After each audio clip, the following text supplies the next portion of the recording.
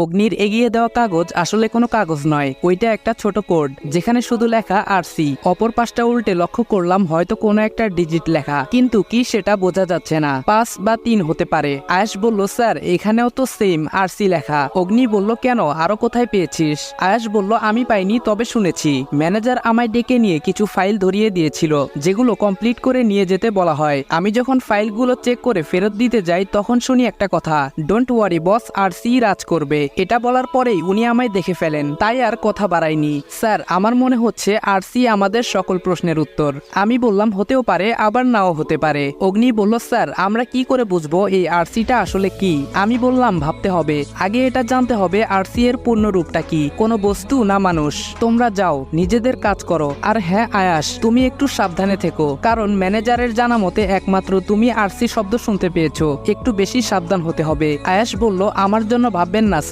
আমি বললাম, আচ্ছা ঠিক আছে, যাও তোমরা। ওরা চলে গেলে আমি বসে রইলাম আমার চেয়ারে। মাথায় এখন চিন্তা একটাই, আরসি কি হতে পারে? এই আরসি এর মানে? কম্পিউটারটা অন করে গুগলে সার্চ করতে লাগলাম, কিন্তু রেজাল্ট 0। এমন কিছু পাইনি যা সন্দেহ করার মতো। এর মধ্যে অফিস টাইম শেষ হয়ে গেছে, সবাই অফিস ছেড়ে বেরিয়ে পড়েছে। তখন ম্যানেজার আমায় ডেকে পাঠালেন। আমি বললাম, স্যার আসবো? ম্যানেজার বলল, আরে এসো এসো। আমি বললাম, জি স্যার। ম্যানেজার বলল, রাজ, একটা কথা বলার জন্য তোমায় ডেকেছি, আর সেটা হলো আমি কিছুদিনের জন্য শহরের বাইরে যাচ্ছি, তাই আমার দায়িত্বটা তোমায় কিছুদিন পালন করতে হবে। এই মুহূর্তে তোমার মতো বিশ্বস্ত কাউকে মনে হয় না আমার। আরে ব্যাস, এ তো দেখি মেঘনা চাইতেই বৃষ্টি। ম্যানেজার বলল, কি ভাবছো রাজ, পারবে সামলাতে? আমি বললাম, আগে স্যার, আপনার মতো হয়তো এত সুন্দর করে পারবো না, তবে চেষ্টা করব।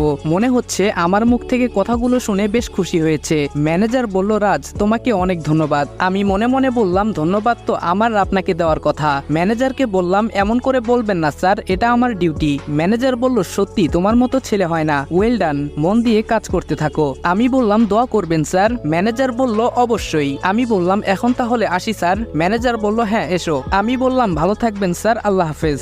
ম্যানেজার শহরের বাইরে থাকবে, এই সুযোগে পুরো অফিস এখন আমার আন্ডারে কাজ করবে।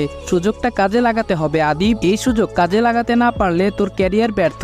অফিস থেকে সোজা বাসায় ফিরে ফ্রেশ হয়ে নিলাম, তারপর ফোন দিলাম রাতুলের কাছে। রাতুল বলল, হ্যালো স্যার। আমি বললাম, হ্যাঁ, বাকিরা কোথায়? রাতুল বলল, রুমে আছে সবাই। আমি বললাম, ওকে, তাহলে তোমরা সবাই সন্ধ্যা 7:30-এ হোটেলে পৌঁছে যাবে, জরুরি কথা আছে। রাতুল বলল, ওকে স্যার। আমি বললাম, রাখছি। ফোনটা কেটে চেয়ারে বসতে যাব, হঠাৎ মনে হলো কেউ বাইরে থেকে আমার কথা শোনার চেষ্টা চালিয়েছে। উঠে গিয়ে দরজা খুলে দেখলাম কেউ নেই। হতে পারে মনের ভুল, যাই হোক কাজে মন দেই। ল্যাপটপ নিয়ে বসে বসে আরসি দিয়ে হতে পারে এমন অনেক নাম একত্রে করেছি, হাজার হাজার নাম। এখন এইগুলো পরীক্ষা করে দেখতে হবে, কিন্তু তা একার পক্ষে সম্ভব না। তাই ইমেল করে সব অফিসে পাঠিয়ে দেই এবং বলি কালকের মধ্যে ফুল ডিটেলস চাই। সন্ধ্যা 7টা প্রায় বেজে গেছে, এখন আমায় বের হতে হবে।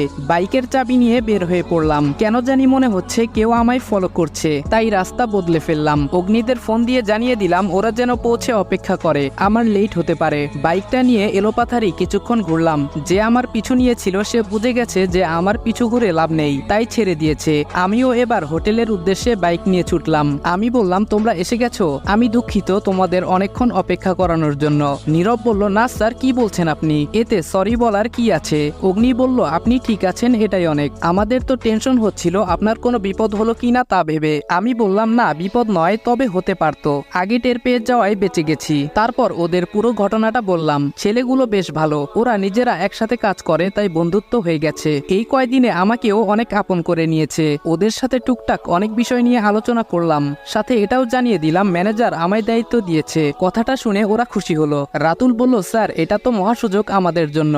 আমি বললাম, হ্যাঁ, তবে সাবধান, এটা কোনো টোপও হতে পারে আমাদের পরখ করার জন্য, তাই এত তাড়াহুড়ো করা যাবে না। সবাই বলল, ওকে স্যার। ডিনার সবাই একসাথেই করলাম, তারপর ওদের বললাম বাসায় চলে যাওয়ার জন্য। ওরা 4 জন একটা ফ্ল্যাট ভাড়া নিয়ে উঠেছে, সেখানেই থাকে সবাই। বাসায় ঢুকছি তখন একই সাথে ইসিও বাইরে থেকে ভেতরে ঢুকছে। আমায় দেখে আর চোখে তাকালো, যা আমার চোখ এড়ায়নি।